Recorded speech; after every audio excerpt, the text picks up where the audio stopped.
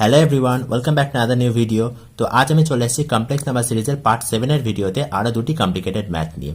তো এখানে এই যে প্রথম অঙ্কটা দেখতে পাচ্ছ 1/1 - cos থিটা প্লাস আরেকটা sine theta, find the real part. এখানে এই যে টোটাল কমপ্লেক্স নাম্বারটার এর বাস্তব অংশ বার করতে হবে। তো একটু ভালো করে লক্ষ্য করো, এই যে এখানে কমপ্লেক্স নাম্বারটা আছে এটা একটু অড ওয়েতে আছে। এটাকে আমাদেরকে সুন্দর করে রিঅ্যারেঞ্জ করতে হবে যাতে আমরা এই রিয়েল পার্ট এবং ইমাজিনারি পার্ট ডিফারেন্টলি পাই। তো এখানে 1 - যখনই এমন সিচুয়েশন আসে তখন নিচের যে কমপ্লেক্স নাম্বার থাকে এর কনজুগেট কমপ্লেক্স নাম্বার দিয়ে ওপর নিচে গুণ করতে হয়। এবার অনেকের মনে প্রশ্ন আসতে পারে, what is conjugate complex number? তো আমি আগের পার্টের ভিডিওগুলোতে শিখিয়েছিলাম যে a প্লাস আরেকটা b এটা হলো একটা কমপ্লেক্স নাম্বার যার a হলো রিয়েল পার্ট এবং আরেকটা b হলো ইমাজিনারি পার্ট।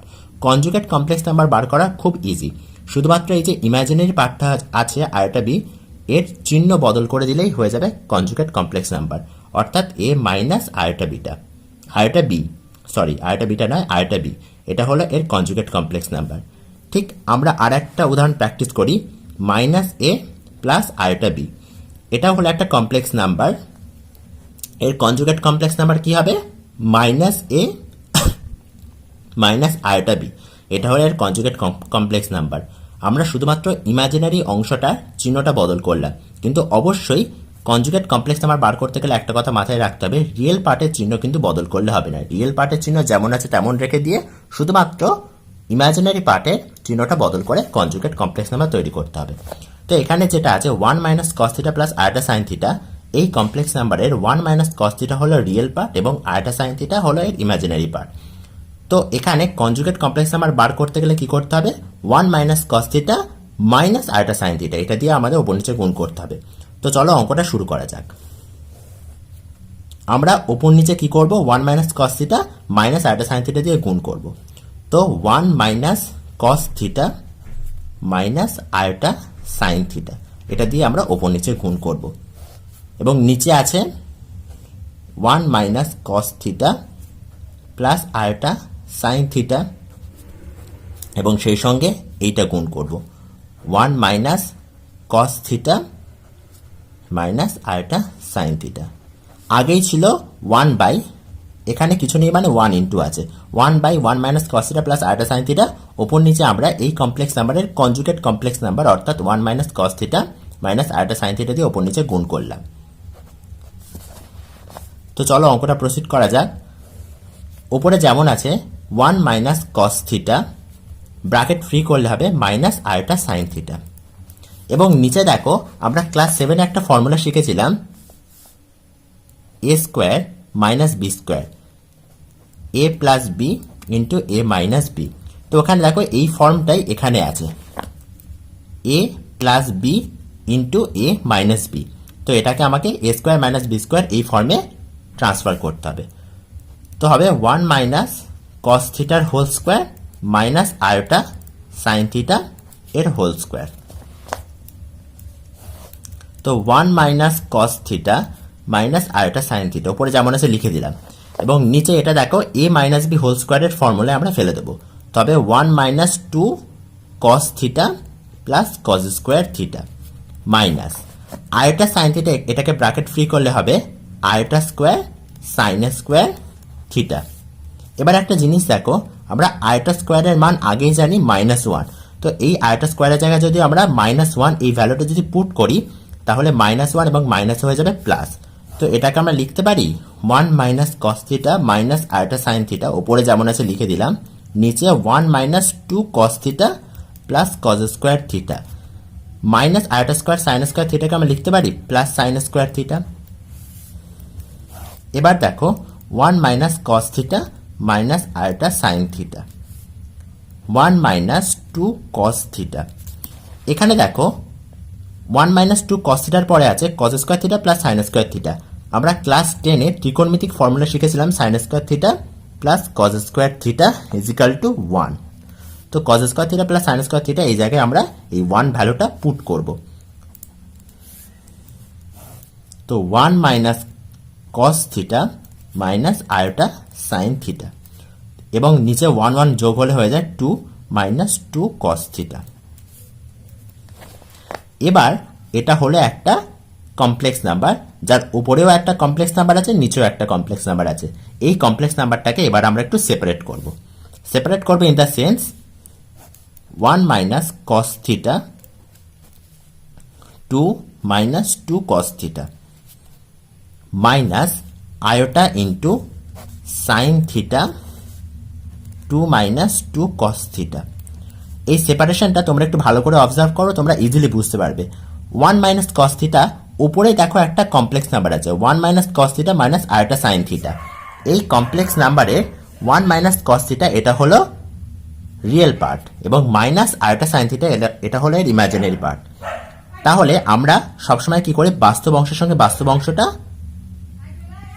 সেপারেট করি। তো 1 minus cos theta by 2 minus 2 cos theta এটা আমরা সেপারেট করলাম, আর মাইনাস আয়োটা সাইন থিটার সাথে 2 মাইনাস 2 কস থিটা এইটা সেপারেট করলাম। এবার দেখো 1 মাইনাস কস থিটা, এখান থেকে যদি 2 কমন নিই 1 মাইনাস কস থিটা পড়ে থাকে, minus iota into sine theta 2 minus 2 cos theta. তো উপরেও দেখো 1 মাইনাস কস থিটা, নিচে 1 মাইনাস কস থিটা আছে, এটা কেটে দিলাম।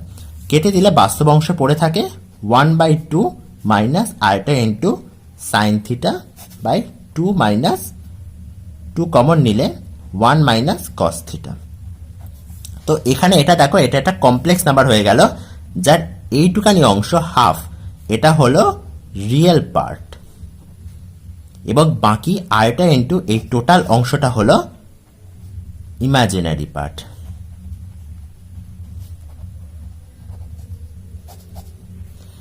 তো আমার অঙ্কটায় বার করতে বলেছিল ফাইন্ড দা, এই যে কমপ্লেক্স নাম্বার আছে, ফাইন্ড দা রিয়েল পার্ট। তো আমরা এই যে রিয়েল পার্টটা বার করলাম, তো আমরা লিখতে পারি দা রিয়েল পার্ট ইজ হাফ, এটাই হলো আনসার। তো চলো দ্বিতীয় অঙ্কে যাওয়া যাক। দ্বিতীয় অঙ্কটা আমি পেতে নিই। দ্বিতীয় অঙ্কটা বলেছে iota to the power 4n plus 1 minus iota to the power 4n minus 1 by 2 এর ভ্যালু ফাইন্ড করতে হবে। Iota to the power 4n plus 1 minus iota to the power 4n minus 1 by 2 এই টোটালটার ভ্যালু ফাইন্ড করতে হবে। তো এটাকে first আমরা separate করব।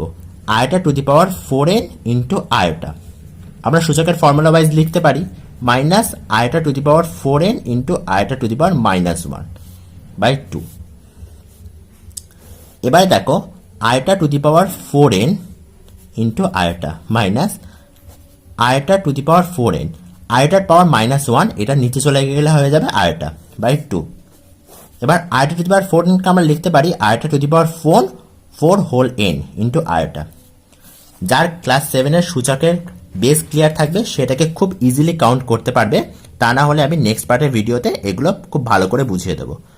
তো এটাকেও লিখতে পারি iota to the power 4 to the power n by iota by 2।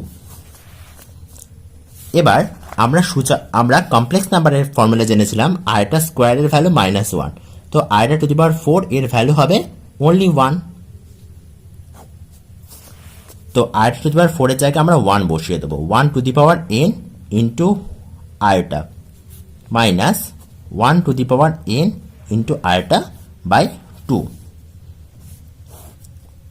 1 এর পাওয়ার যাই থাকুক না কেন সেটা 1ই হয়, তো আলটিমেট এখানে আয়োটা পড়ে থাকলো এবং এখানে পড়ে থাকলো 1 বাই আয়োটা বাই 2। তো এটা সলভ করলে হবে আয়োটা যদি লসাগু করি তো উপরে পড়ে থাকে আয়োটা স্কোয়ার, নিচে মাইনাস 1 বাই 2। আয়োটা স্কোয়ারের ভ্যালু আমরা আগেই জানি যে আয়োটা স্কোয়ারের ভ্যালু হলো মাইনাস 1, তো এখান থেকে আমরা আয়োটা স্কোয়ারের ভ্যালু বসিয়ে দেবো minus 1 by 2 minus iota by 2। তো minus 2 by iota into half, 2 কেটে গেলে পড়ে থাকে মাইনাস 1 বাই আয়োটা। এবার আমরা আরেকটা ফর্মুলা জেনেছিলাম আয়োটা কিউব। আয়োটা কিউবকে আমরা লিখতে পারি iota square into iota. Iota স্কোয়ারের value minus 1 into iota minus iota. তো এবারে এই 1 অথবা আমরা এমন লিখতে পারি 1 মানে আমরা জানি আয়োটা টু দি পাওয়ার 4, তো আমরা মাইনাস ওয়ান ওয়ানের জায়গায় লিখবো আমরা iota to the power 4 into iota. তো আমরা কাটাকুটি হলে করলে হয় মাইনাস আয়োটা কিউব। তো আয়োটা কিউবের ভ্যালু আমরা জানি মাইনাস আয়োটা, তো এখানে আমরা বসিয়ে দেবো মাইনাস অফ মাইনাস আয়োটা। তো আলটিমেট উত্তরটা হলো আয়োটা। এটাই হলো আনসার। ভিডিওটি ভালো লাগলে অবশ্যই লাইক করো, কমেন্ট করো, নিজের বন্ধুদের মধ্যে প্রচুর পরিমাণে শেয়ার করে দিও এবং চ্যানেলটিকে সাবস্ক্রাইব করে আমাদের পাশে থেকো। ধন্যবাদ।